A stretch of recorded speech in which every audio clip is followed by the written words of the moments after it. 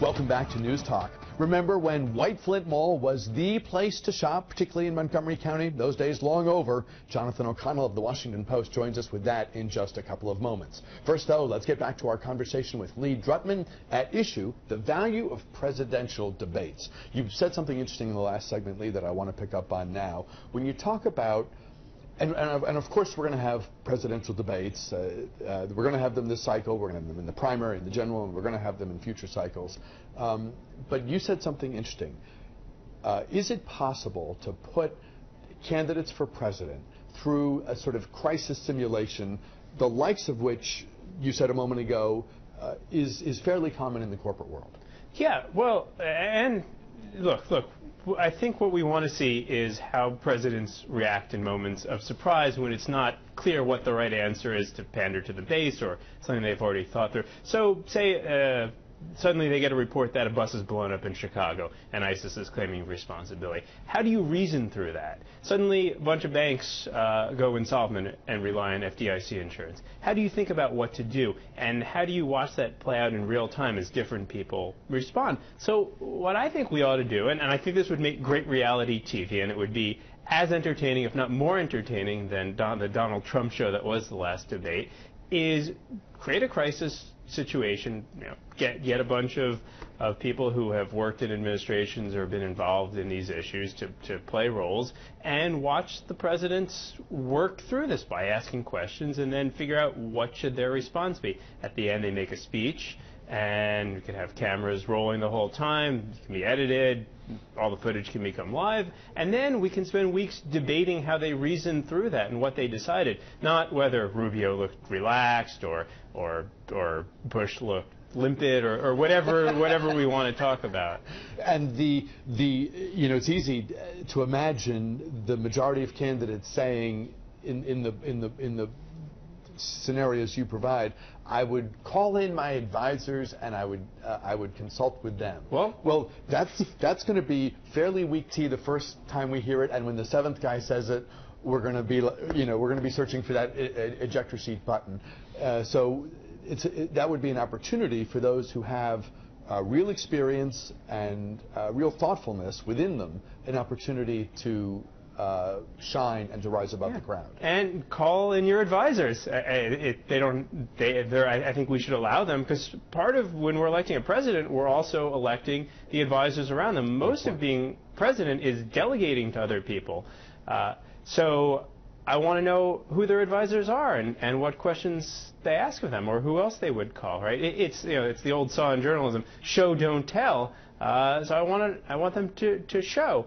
Now, for some of them, they've had this kind of experience, and they tout their executive experience as governors or as vice presidents or as spouses or whatever it may be. And so, yeah, they might have the opportunity to show that they know how to operate in these situations. But for others who don't have that, this is also an opportunity for them to look presidential. So I think candidates should actually want to do this. So if you're on the judging panel, so to speak, at a presidential candidate crisis simulation, and someone like if you ask a question that had like the bus blowing up in Chicago, ISIS claiming responsibility. If Rudy Giuliani is a candidate going through this exercise, he's going to tell a story about what he did as mayor of New York on 9/11. Will you consider that germane, or will you say, that was the past, this is the future, tell us how you proceed in real time, given the scenario we present? I mean, because candidates love to do that, it's inevitable that they're going to do some of that. Do you consider that germane if it links to the issue? Like if there's a financial crisis, an SNL, like Maryland had an SNL crisis, if a governor tells a story about something he or she did in the past, is that germane in your view? Well, I think we all learn from experiences. So you'd say, I've worked through this problem in the past and I've learned these lessons. But we also have to be careful not to overlearn from previous experiences, right? There's always this concern that generals are always fighting the last war. So I think it depends. Does it interfere with their ability to process new information and to ask the right questions about the current situations, or does it help them to ask the right questions in the first place? I think that's the question. So So sure, everybody will want to tout their previous experience, as you would in any new challenge. You'd look back and see, well, what is this like? What does my life experience tell me? But I think sometimes people overlearn from one previous experience, and that I'd have to see how they actually handled the situation. We're going to have a lot of debates in the Republican and Democratic nomination period in the leading up to the two conventions, and of course after we get nominees we'll have more in the summer and early fall of 2016. I agree with what you said a moment ago. The Fox debate seemed, for the most part, more like a forum. One moderator would ask a question of one candidate, somebody else would ask a question of someone else. To the extent that there were debate moments, they were few and far between, and they came later in the, they didn't come at the beginning, they came toward the middle and the end. How do we structure debates so that they have value? Well, in addition to doing a crisis simulation, I think you could actually make them into debates where you have something that you're actually arguing about, like should we increase Social Security, should we decrease Social Security? You could debate those issues, right? Is the deal with Iran a bad deal or a good deal? You could debate those issues. You could have resolved it was a good deal. One side says one thing, one side says the other thing, right? That's how most debates things that we actually call debates work. And you have an hour long to discuss this. You tease out a bunch of different points. What we have is it's an issues forum. It's a group interview process where people get a minute to show how cool they are, right? Would you be willing to have, I think the fear a lot of times is you'll do a 2-hour event, a debate, whatever you want to call it, and if you don't hit all the big issues, critics pounce and say, they went through 2 hours and they never talked about gun control and they never talked about income inequality, and the time does get away from you, particularly when you have a large field, as we do here on the Republican side.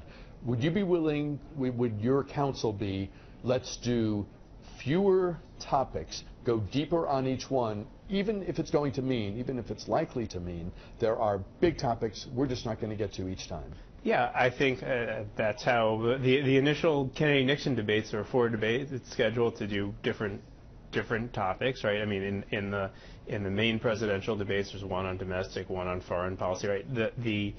That initial Republican debate, they crammed a lot of issues in. It was scattershot. It was ping pong. But I think the American public deserves to get depth, to really to go beyond the sound bites, to go beyond the 1-minute zingers, and to really push candidates to explain their reasoning. If Republicans say we want to replace Obamacare, right? Well, with what? What are the principles? Or maybe you don't even have to have a worked-out plan, but like, what are the principles behind health insurance? Or you want to decrease funding on Social Security? Well, what are the principles behind that, and why is that a good idea? Right? I think we spend too much time just hitting on those talking points that are supposed to stand in for some larger argument without telling people what that argument is and what the merits of the principles are. You put forward the idea of having a crisis simulation as a really robust part of our candidate selection process a couple weeks ago in a Washington Post op-ed. What sort of reaction have you gotten since that piece appeared? Well, I'm still waiting for the Commission on Presidential Debates to bring me in as a consultant. But at least as far as I can tell, Twitter, a lot of people have liked it on Twitter. Which is the one way that now we figure out what people are saying. In this day and age, it is indeed a start, and I think it is a kind of a fascinating and captivating idea. Whether we get to it this cycle or not, it's worthy of discussion. Thank you very much for coming in and talking with us, Lee Drutman, Senior Fellow at New America. Good to have you here. Thanks for having me on, Bruce. Thanks very much for your time. When we return on this Monday, the Lerner family loses a high-profile lawsuit. Details on that next.